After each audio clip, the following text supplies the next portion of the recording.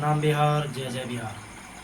आज बिहार सरकार के मन में बिहारियों को लेकर इतना प्यार कैसे उमड़ पड़ा, मुझे समझ नहीं आ रहा था। फिर मैंने इस पर काफ़ी गहरी मंथन किया तो मुझे याद आया कि सर 2 महीने बाद चुनाव है। आज बिहार सरकार घोषणाएं पर घोषणा कर रही है। जो सरकार कल तक कह रही थी कि बिजली मुफ्त में नहीं दी जा सकती, कम रेट पर दो, फ्री में नहीं दो, नहीं तो लोगों को फ्री लेने की आदत पड़ जाएगी, यानी बिहारियों को भिखारी बता रहे थे। आज वही बिहार सरकार चुनाव से 2 महीने पहले 125 यूनिट बिजली फ्री दे रहे हैं। जो सरकार कल तक पेंशन को लेकर कह रहे थे कि बिहार में पेंशन को नहीं बढ़ाया जा सकता, बिहार में अगर पेंशन को थोड़ा भी बढ़ा दिया जाए तो बिहार पे करोड़ों का कर्जा हो जाएगा, यानी बिहार सरकार को उतना बजट नहीं है। आज वही सरकार एक 1100 पेंशन देने का घोषणा कर रहे हैं।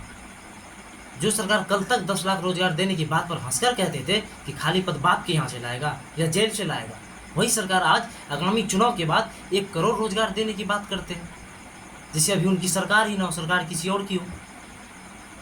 तो आप समझ सकते हैं कि ये बिहार को अपनी भावनाओं में किस प्रकार समेटना चाहते हैं। पहले 15 लाख का जुमला दिया, अब 1 करोड़ का जुमला दे रहे हैं। ये सरकार अब तक शिक्षा पर बात नहीं की है।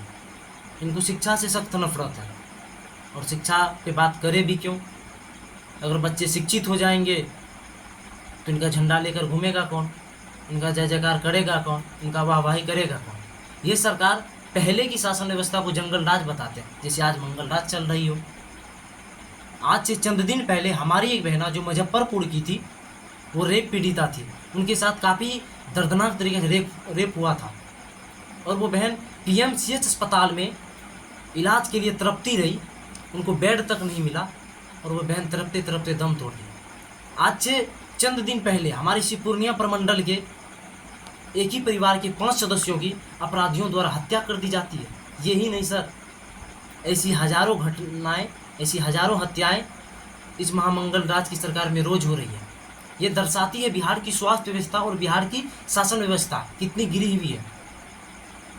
सर आज से 2 दिन पहले पटना के पारस जैसे अस्पताल में ICU में इलाजरत, जहां परिवार के सदस्यों को मिलने नहीं दिया जाता है, उस ICU में अपराधी घुसकर एक इलाजरत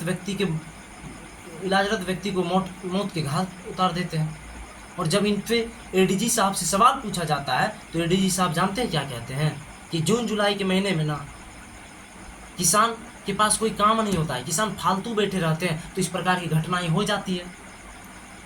इनका अर्थ देखिए, इनका कहने का अर्थ देखिए, ये क्या कह रहे हैं? सत्ता की संरक्षण में आवाज़ कैसी बदल जाती है। यानी करप्ट नेता अपराधी नहीं है, गुंडे मवाली अपराधी नहीं है, बाहुबली अपराधी नहीं है, जिनको आप शान से बुलाते हैं कि बाहुबली, जिनके यहाँ रोज़ सुबह का चाय नाश्ता होता है, वो करप्ट नहीं है, वो अपराधी नहीं है, वो हत्यारा नहीं है। हत्यारा कौन है? किसान। अपराधी कौन है? किसान। जिससे जो अन्नदाता है आज वो अपराधी हो गए, जिससे आपका घर का निवाला चलता है सुबह शाम, आज वो अपराधी उनको कहे जाता है। तो आप ही निर्णय कीजिए कि बिहार में जंगल राज की सरकार है या मंगल राज की सरकार है। तो बिहार सरकार, हम बिहारी हैं, हम बिहारी आपकी भावनाओं को समझते हैं। जब दुनिया पे डंके की चोट पर हम अपना अधिकार ले सकते हैं तो ये अपना बिहार है और हम बिहारी हैं। आप याद रखिए इस बात को। बाकी आप सबों के हाथ में है, आगामी चुनाव है।